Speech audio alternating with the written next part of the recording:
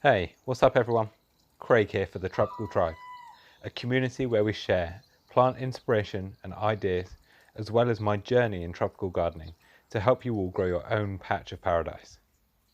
And in this video, we'll be taking a close look at how those true, tender tropical plants have fared to the warm spring days, but still cold spring nights.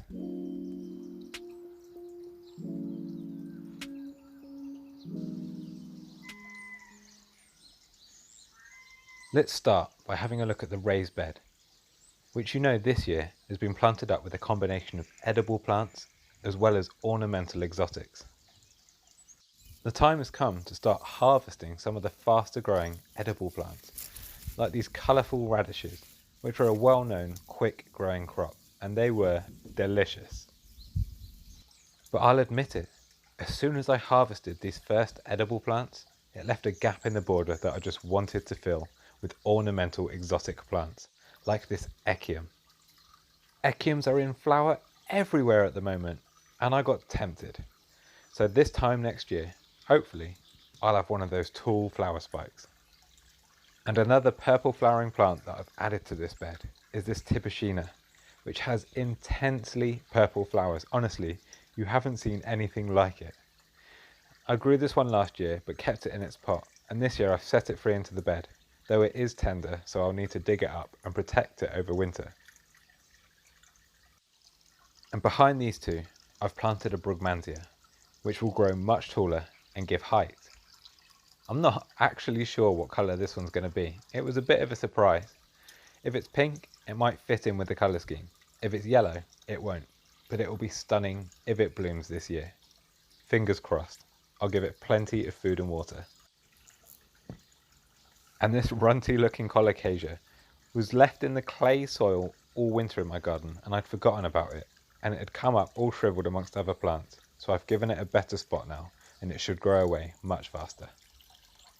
And our gingers are starting to break the surface of the soil with multiple shoots, so hopefully by mid to late summer we'll have some really exotic looking blooms. And this really nice large leaved Debutylon, which has got these big green leaves and enormous yellow bell flowers, is coming into full bloom. I grew this from a cutting. I love it. It's really bright flowers. It's just a shame they're hidden behind the leaves while the plant's so small. And my Alocasia, though it's still standing proud, looks like it's suffered from the colder nights. I did wrap it in fleece every time a frost was forecast, but the leaves aren't looking as happy as they were when I put it in. This can happen sometimes when you plant something that was growing in a greenhouse. I'm going to give it a little bit more time and just see how it recovers. Yes, I know it's not strictly tropical, but this Salvia amistad is budding up and will look great in a few days. They flower all summer, and I'll share a video soon showing you how to take cuttings from salvias. But this is definitely my favourite plant in the garden at the moment. It's Schefflera taiwaniana, and those of you who subscribe know how much I love this plant. I planted it in the ground during spring, and my God, has it thanked me for it. The leaves are stunning, absolutely enormous. And my grapevine, which is supposed to be a sweet, edible white grape variety, is growing nicely along the fishing wire that we put across the wall. It's not the best thing to do because as the stem swells, the wire is likely to cut into it. But I've actually really liked the effect because you cannot see the wire that the thing is trained across. Meet my 3 jalapeno pepper plants. I grew these from seed. You will have seen that in an earlier vlog. And it's time to pinch out the growing tips to encourage bushier plants. The bushier a chili plant, the more chilies it's likely to produce. And I just simply do this by using my fingers and my nails just to pinch out that growing tip. And before you know it, side shoots will start to appear. Chili plants are in this video because they do come from exotic and tropical locations. In fact, a lot of the edible plants do. That's why they have to all be started in greenhouses and then planted out once threats of spring frosts pass. I'm going to plant this one into the edible part of my bed. That shrinking edible part of my bed. The slugs have got lucky with a lot of the plants, I don't want to put pellets down, but I do need to set beer traps soon because they've completely ravished some of these runner bean plants. I've planted out my tomatoes, one at the back and one at the front, and I think the one at the front is going to do a lot better because it will have better air circulation. My golden courgette plant is looking great, and the foliage looks really good amongst the tropical plants. My spring onions are doing their thing, but don't look all that much, and it's time to plant the chili. I'll only put one plant out for now and keep two as backup in case the slugs eat this too. But so far, I'm really happy with the combination of edibles and ornamental plants in my exotic and tropical garden. Right, let's take a look at the stream edges. You'll see there's a few aeoniums and bromeliads in pots along the side of the stream. I really want to give this area a makeover and have it looking much more lush with aeoniums, bromeliads and ferns. I'm going to start with this aeonium, which is a really nice multi-headed aeonium that stays quite low and shrubby looking. The more sun it gets, the more pink coloration it gets on its leaves. And I've also got this one, which is interesting. Someone I knew grew it from seed, and it hasn't come true to what the seed was labelled. We're not really sure what it is, but it's growing really strangely, and it's sort of coming up in the middle of the rosette. So we'll plant it and see what it grows into. And these tropical bromeliads, which were bought in full flower from a supermarket last year. I'm going to have a go at dividing these and planting them out soon. At the moment they're still in the pot as I get them acclimatised to being outside. I will deadhead these before I plant them and divide any pups that are coming up from the side of the parent plants. But the plants in the right hand side bank of the stream, I am actually quite happy with.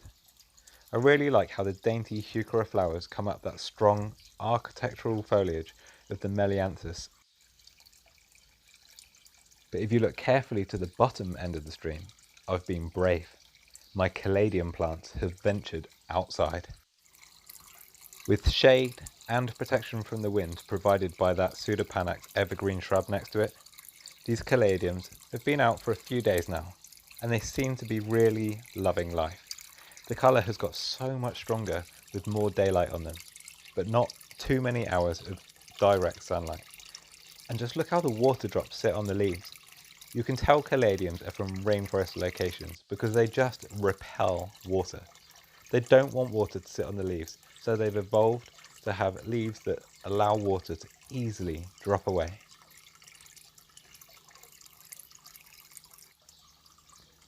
Hedychium greenii, the coppery leaf ginger that I planted in the middle bed, is sending up loads of flower spikes. This plant has been really reliable for me for 2 years now, and I'm looking forward to seeing it flower again. It's topped with lovely orange flowers.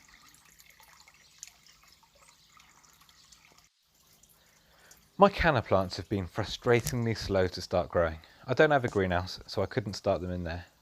I've had to wait for the weather to warm up, but now they should start really growing away. And besides them, I've planted my tromboncino squash, which is that really long hanging squash. And in time, I hope to train it up amongst the roses so that you'll have tropical looking fruit and veg hanging from these exotic looking vines. Wow, that's the plan anyway. And I know roses wind a lot of you tropical gardeners up. But like I say, there's no rules. Let's all just make our gardens our gardens. And these rose gets me brownie points. My wife loves them.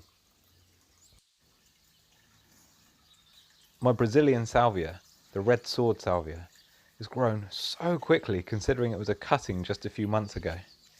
I'm tempted to take cuttings again and encourage it to bush out a bit more, because the same as most plants, the bushier it is, the more flowers it's going to produce.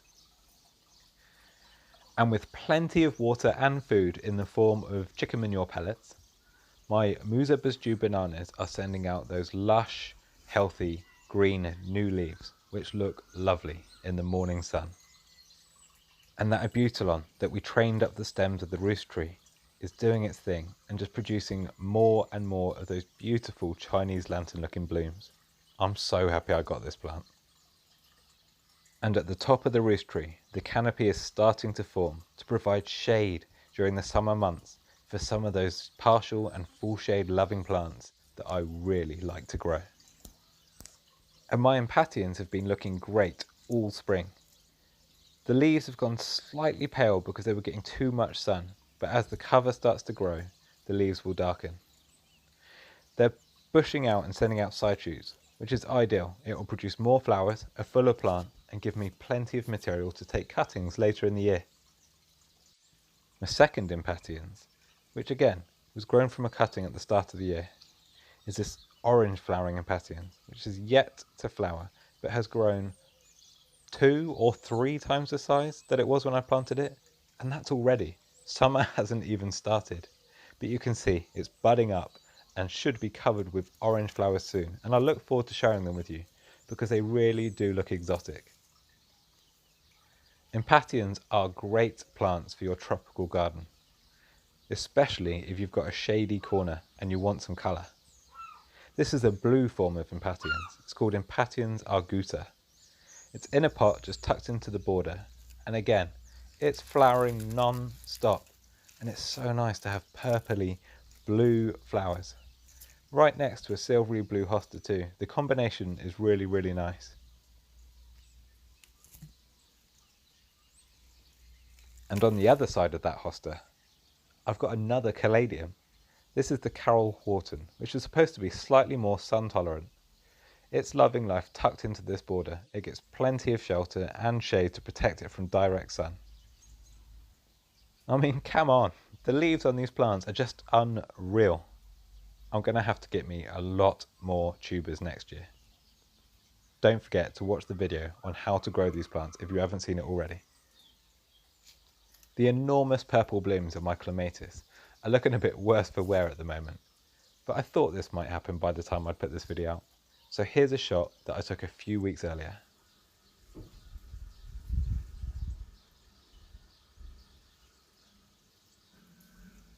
For me, early flowering clematis have been so priceless for brightening up dull plants and adding colour to the garden while all the true tropical plants are still slowly kicking in. This unusual looking beauty is Spanish moss.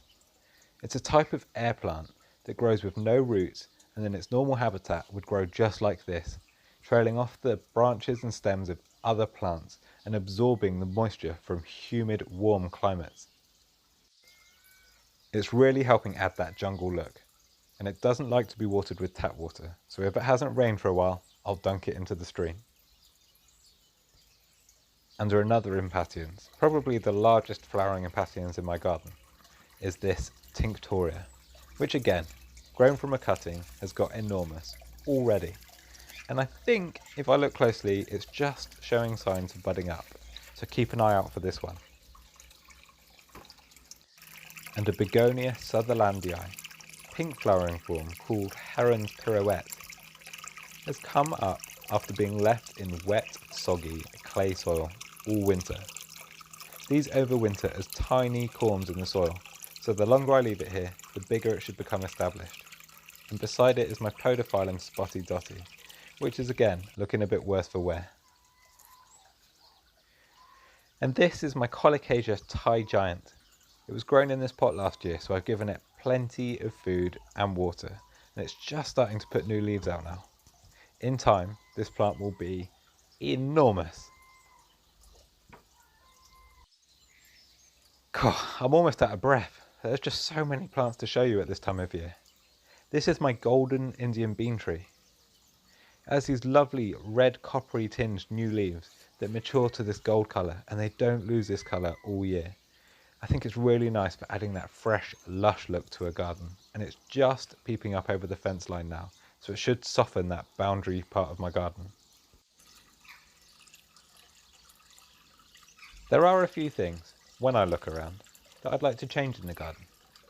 But I think that's the case for all of us. It's never ending. We're always tweaking and changing and trying to improve. But with that said, I'm so happy with how lush and green the garden looks at this time of year.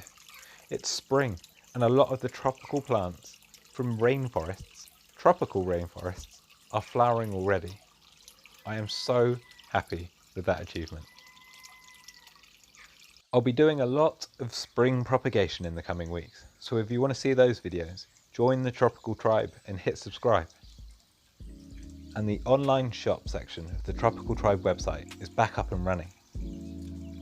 It's a place where I occasionally sell plants, but also share plants that are for sale by other people online, and usually people that I recommend and that I've bought from before.